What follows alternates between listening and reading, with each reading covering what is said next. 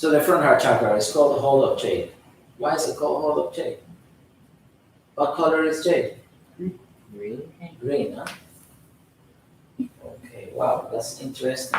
Didn't we see that the chakra was gold? Why did they call it the hole of Jade? People must be, they may need glasses or something. Anyway, something very interesting. It is also called in the Hindu tradition what? Anahata chakra, right?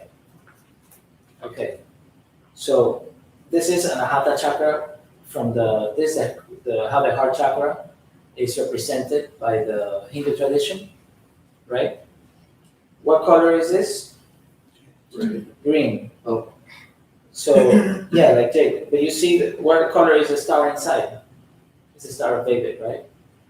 With energy going down, no star of David. You have a triangle going down, a triangle going up. It's a star, right? It's green. Why green? Everything is green in Anahata chakra. So in the Hindu tradition, they attribute the green color to this. In the Taoist tradition, they also call it the hole of Jade because of the green color. It is not uncommon when you see clairvoyantly that green sometimes can come from the heart center.